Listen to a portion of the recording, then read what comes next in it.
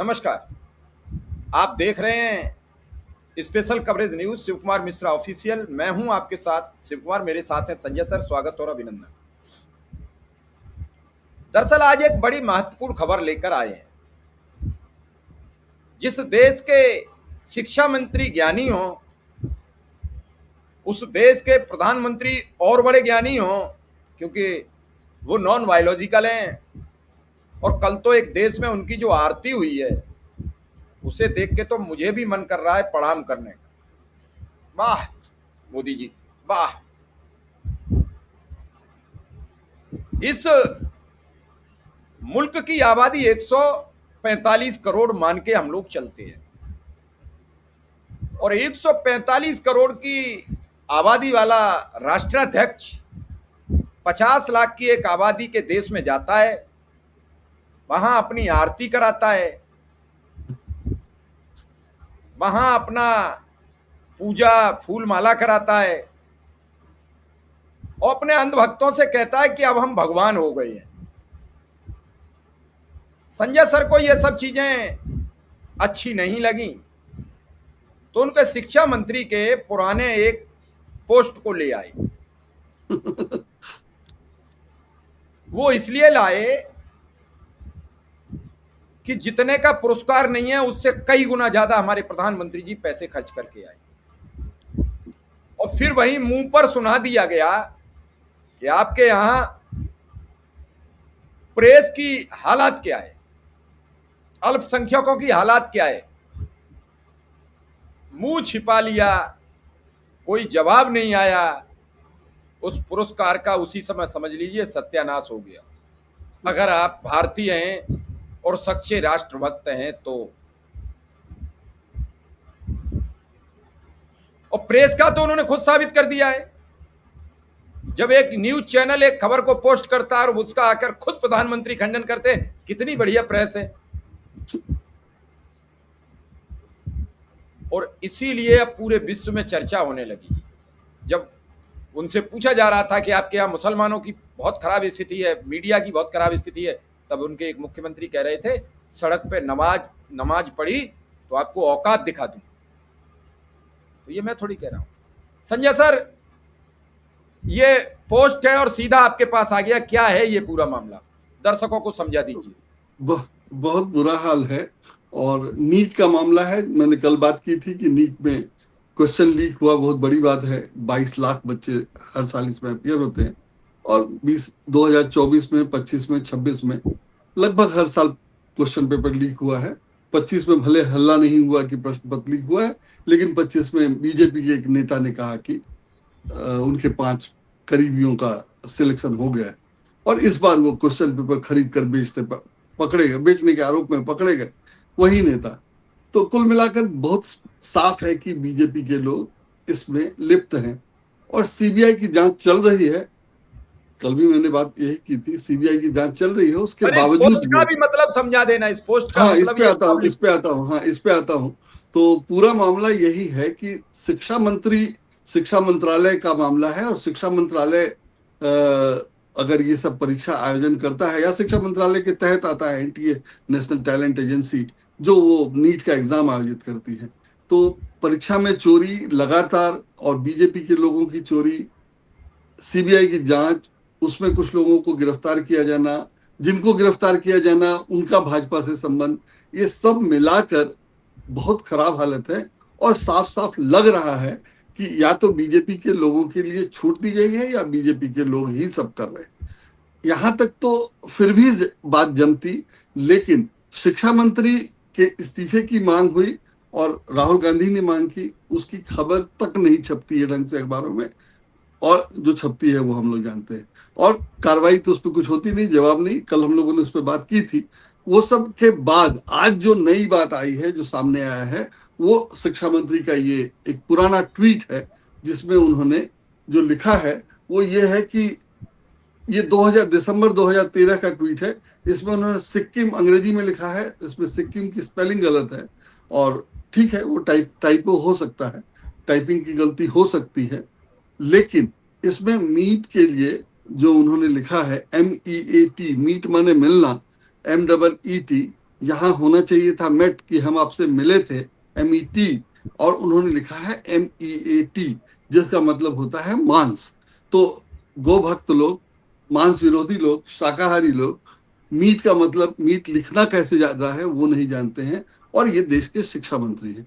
ये इतनी 3-4 गलतियां मामूली नहीं है, और टाइपो नहीं हो सकती हैं, और जाहिर है उनको नहीं आता है। और वो कैसे शिक्षाविद हैं वो तो उनको देखकर पता चलता है, वो सब अपनी जगह है।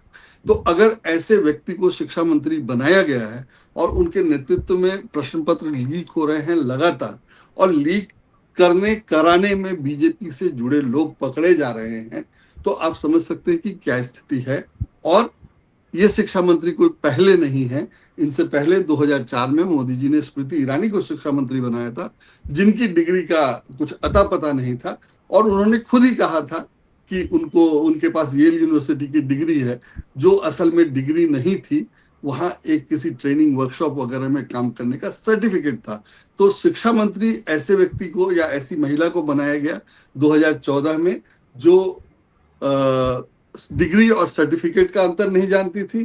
ठीक है, लोकतंत्र में ये सब होता है, और शिक्षा जरूरी नहीं है, वो सब अपनी जगह है। लेकिन अगर प्रधानमंत्री अपनी टीम बनाएगा, तो जाहिर है ऐसे लोगों को रखेगा जो वो विशेष काम अच्छी ढंग से कर सकेगा। और उसमें अगर उनको शिक्षा मंत्री ही मिली, माने स्मृति ईरानी ही शिक्षा मंत्री बनाने के लिए मिली थी, तो ठीक है, जो हुआ सो हुआ, वो सब हम लोग जानते हैं, अब तो पुरानी बात हो गई। लेकिन उसका तथ्य यह भी है कि स्मृति ईरानी के शिक्षा मंत्री रहने से देश में शिक्षा का क्या हाल हुआ, वो सब हम लोग देख रहे हैं। और ये भी तथ्य था कि वो चुनाव जीत कर नहीं आई थी, वो राज्यसभा की सदस्य थी, और भले उन्होंने राहुल गांधी को टक्कर दी थी, लेकिन 2014 में राहुल गांधी जीत गए थे, स्मृति ईरानी हार गई थी। तो अगर जीतने के लिए उनको मंत्री बनाया जाता तो भी बात समझ में आती, लेकिन ऐसा भी नहीं था। और जाहिर है, अब मधु किशोर ने जो कहा है कि 2014 में सिर्फ इसलिए वो उनसे नाराज हो गई थी, और उन्होंने कहा था कि स्मृति ईरानी को अगर शिक्षा मंत्री बना के दिया गया, तो मोदी जी से वो उम्मीद नहीं करती थी कि ऐसा होगा, और उन्होंने इसकी तुलना राबड़ी देवी को मुख्यमंत्री बनाने से की थी, वगैरह वगैरह। तो ये तो बीजेपी का इंटरनल हाल है, आंतरिक विरोध है, और मधु किशोर जो विरोध कर रही हैं वो सब अपनी जगह है। उनके बाद, स्मृति ईरानी के बाद, मोदी जी ने धर्मेंद्र प्रधान को शिक्षा मंत्री बनाया, और धर्मेंद्र प्रधान की यह हालत है। उनके क्वालिफिकेशन वगैरह की बात मैं नहीं कर रहा हूं, और शिक्षा मंत्री किसी शिक्षाविद को बनाया जाना चाहिए, इसमें कोई दो राय नहीं है। लेकिन अगर शिक्षाविद नहीं भी हैं, तो जाहिर है कि काम करने का उनके पास एक टीम होनी चाहिए अच्छे अधिकारियों की। लेकिन जैसा राहुल गांधी कहते रहे हैं कि हर जगह RSS से जुड़े लोगों को बैठा दिया गया है, तो उस ढंग से जब शिक्षा मंत्री ही ऐसा होगा, तो वो अपने नीचे कैसे लोगों को बैठाएगा। और फिर बात आती है कि प्रधानमंत्री ही ऐसे हैं, तभी तो उन्होंने ऐसे ऐसे लोगों को बैठाया है। और ये सब मुद्दा अब इसलिए चल पड़ा है कि मुख्य न्यायाधीश ने कॉकरोच, परजीवी आदि की बात की है। तो अब कौन कॉकरोच है, कौन परजीवी है, ये मुख्य न्यायाधीश देखें। पहले तो उन्होंने कॉकरोच परजीवी उसको कहा जो वकील सुप्रीम कोर्ट में अपनी मांग या अपने अधिकार के लिए दावा करने गया था, लड़ने गया था, वगैरह वगैरह। लेकिन उसको जिस ढंग से डांटा, हड़काया गया, और जो बातें उसके साथ की गई, या परजीवी और ये कॉकरोच कहा गया, उसके बाद जो स्पष्टीकरण दिया मुख्य न्यायाधीश ने, वो और आपत्तिजनक है कहिए। और उसमें उन्होंने कहा है, मैंने जो अखबारों में छपा है, कि वकालत के पेशे में आने वाले फर्जी डिग्री वालों से उनको दिक्कत है, बाकी पेशे में फर्जी डिग्री वालों से दिक्कत नहीं है। और उसमें राजनीति शामिल है, और राजनीति ही नहीं,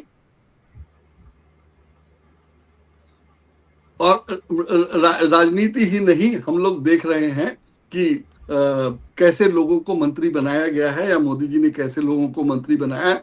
उनमें अगर वित्त मंत्री हम JNU की पढ़ी लिखी N सीतारमन को देखें, तो उनके बयान भी दिलचस्प रहे हैं कि मैं प्याज नहीं खाती, और अगर डॉलर के मुकाबले रुपए की बात की जाती है, तो मोदी जी का पुराना भाषण याद कीजिए। ठीक है, उन्होंने रंग बदल लिया है, अब वो उसकी बात नहीं करते हैं, लेकिन इनका तर्क जेएनयू का पढ़ा हुआ कि रुपया कमजोर नहीं हो रहा है, डॉलर मजबूत हो रहा है। इस तरह की स्थिति है। और पूरा मामला कि काम कम होता है, नैरेटिव सेट करने का ज्यादा है, सिर्फ सरकार अपना प्रचार करती है और उसमें तरह तरह के प्रचार शामिल हैं। 15-20 साल से सिर्फ, सॉरी 20 साल तो अभी नहीं हुआ है, 10-12 साल से सिर्फ प्रचार ही प्रचार चल रहा है। और मोदी जी जो अपना पुराना जो उन्होंने पोस्ट किया है, सोशल मीडिया पे लिखा है, या उनके भाषण हैं जिसके वीडियो हैं, और अब तो दिखाई देता है, और कई बार सोशल मीडिया पे पुराना वीडियो और नया वीडियो जो परस्पर विरोधी होता है या एकदम यू टर्न होता है, वो सब दिखाया जाता है।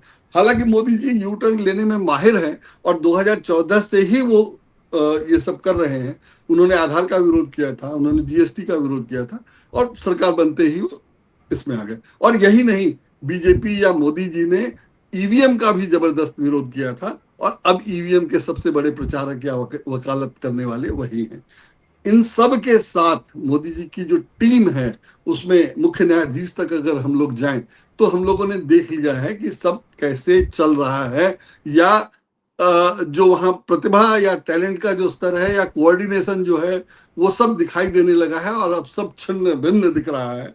और नीट का मामला बहुत ही गंभीर है, जिस पर कोई गंभीरता बीजेपी वालों में या सरकार समर्थकों में नहीं दिखाई दे रही है। और अब जब इनका ये ट्वीट आ गया है, तो ये पता चल रहा है कि वो खुद भी कैसे हैं। तो जाहिर है अगर वो ऐसे होंगे, तो शिक्षा मंत्री ही ऐसे होंगे, तो बाकी वो क्या कुछ कर पाएंगे या क्या कुछ करेंगे। लेकिन उससे बड़ा सवाल ये है कि इनको शिक्षा मंत्री बनाया किस लिए गया है, या किस योग्यता के लिए गया है। क्या सिर्फ इसलिए कि जो उनको कहा जाए वो करें, या चुपचाप बैठे रहें, वगैरह वगैरह। मुझे नहीं पता क्या स्थिति है, लेकिन जो स्थिति है वो बहुत खराब है। और मुझे याद है राजीव प्रताप रूडी स्किल मिनिस्टर हुआ था करते थे, कौशल विकास मंत्री हुआ करते थे, और उनको हटा दिया गया। और जो भी उनके बाद कौशल विकास मंत्री रहे, मुझे नहीं लगता कि वो उनसे राजनीतिक योग्यता में या वैसे भी ज्यादा सक्षम है। लेकिन जब अभी स्किल विकास वाले मामले में सीएजी की रिपोर्ट आई थी, और उसमें हजारों करोड़ के घोटाले की रिपोर्ट थी, तो उसमें ये पता चला, या उसमें ये रिपोर्ट में ये भी था कि मंत्री ने बचाव किया था। और मुझे लगता है कि पहले के मंत्री, मतलब राजीव प्रताप रूडी ने ये सब करना स्वीकार नहीं किया होगा, या वो बचाव नहीं कर रहे होंगे, इसलिए हटा दिया गया होगा। तो स्मृति ईरानी का हटाया जाना, राजीव प्रताप रूडी को हटाया जाना, धर्मेंद्र प्रताप का बने रहना, निर्मला सीतारमन का बने रहना, सीधा सीधी दिखा रहा है कि जो मोदी जी का सपोर्ट करे या मोदी जी के खिलाफ ना हो, या मोदी जी की लाइन पे चले या मोदी जी के हाँ में हाँ मिलाए, वैसे ही लोगों को मंत्री बनाया गया है। और वो सब लोग मंत्री हैं। इसलिए राहुल गांधी ने जो कहा है कि या तो वो शिक्षा मंत्री को हटाएं, या खुद स्वीकार करें कि इसमें उनकी चूक है। और जाहिर है नरेंद्र मोदी ने दोनों नहीं किया। हालांकि वो विदेश में हैं, इसलिए हम लोग इंतजार अभी कर सकते हैं कि वो आएंगे तो शायद कुछ करेंगे। लेकिन विदेश जाने से पहले उन्होंने जो ये कहा था कि बचत करिए, पेट्रोल की बचत करिए, और पब्लिक ट्रांसपोर्ट से चलिए, वगैरह वगैरह, उसका ड्रामा भी उनके मंत्री लोग पूरा जी जान से कर रहे हैं। और वो दिखाई दे रहा है, रोज किसी मंत्री का, मुख्यमंत्री का दिखाई दे रहा है, सांसद का, सबका दिखाई दे रहा है। और उसमें जो वीडियो वो लोग खुद ट्वीट कर रहे हैं, उसी में दिखाई दे रहा है कि पूरी बोगी में सुरक्षाकर्मी भरे हुए हैं मेट्रो के। मंत्री जी, दिल्ली की मुख्यमंत्री रेखा जी, 5-6 लोगों की सीट पर 3 लोग बैठे हुए हैं। और जाहिर है ये सब जबरदस्ती है और आम जनता को परेशान करने का ही मामला है। और गाड़ियां तो जो चलती हैं वो चल ही रही हैं। वीडियो दिखाने के बाद फिर जो है काफिला वैसे ही दिखता है। वो महाराष्ट्र के मुख्यमंत्री का है, वो भी दिख रहा है। तो जो ड्रामा या प्रचार हो रहा है कि प्रधानमंत्री ने कहा तो हम सब लोग कर रहे हैं, तो ठीक है, प्रधानमंत्री ने कहा तो आप कर भी रहे हैं, लेकिन वो सब सिर्फ प्रचार है या सिर्फ दिखावा है, वो भी बहुत जल्दी सामने आ जा रहा है। और सब सोशल मीडिया पे दिख रहा है। भले मुख्यधारा के अखबारों में नहीं कहा जाए, लेकिन सोशल मीडिया में सब कुछ आ जा रहा है। और इसका हाल ये हुआ है कि प्रधानमंत्री नॉर्वे में हैं अभी। माने नॉर्वे से उन्होंने कल ट्वीट किया कि वो नॉर्वे में है। नॉर्वे का, जैसा कि अभी आपने बताया, कि उसकी आबादी जो है सो 55 लाख के करीब है, और उसका क्षेत्रफल जो है सो 3.85 लाख वर्ग किलोमीटर है। इसके मुकाबले भारत की आबादी 140 करोड़, 55 लाख और 140 करोड़, माने वो आधा लाख और यहाँ 140 करोड़, तो कितना गुना हुआ वो आप समझ लीजिए। और क्षेत्रफल जो है यहाँ 3.85 लाख वर्ग किलोमीटर है, और भारत का क्षेत्रफल 32.87 लाख वर्ग किलोमीटर माना जाता है। तो कोई मुकाबला नहीं है, कोई तुलना नहीं है। फिर भी प्रधानमंत्री जी को वहां का सर्वोच्च सम्मान मिला है, वो उन्होंने बताया है। और यहाँ उस पर लोग बल्ले बल्ले कर रहे हैं कि मोदी जी को बहुत बड़ा प्रधान वो मिला है, बहुत बड़ा सम्मान मिला है, वगैरह वगैरह। लेकिन नॉर्वे जो है ये विश्व स्वतंत्रता, प्रेस स्वतंत्रता सूचकांक में पहले स्थान पे है, और भारत 157 157 पोजीशन पे है। तो इससे आप समझ सकते हैं कि प्रेस फ्रीडम के मामले में 55 लाख की आबादी वाला नॉर्वे अगर पहले स्थान पे है, तो 140 करोड़ की आबादी वाले भारत के 157वें स्थान पे होने का क्या मतलब है, और प्रेस फ्रीडम की क्या स्थिति होगी।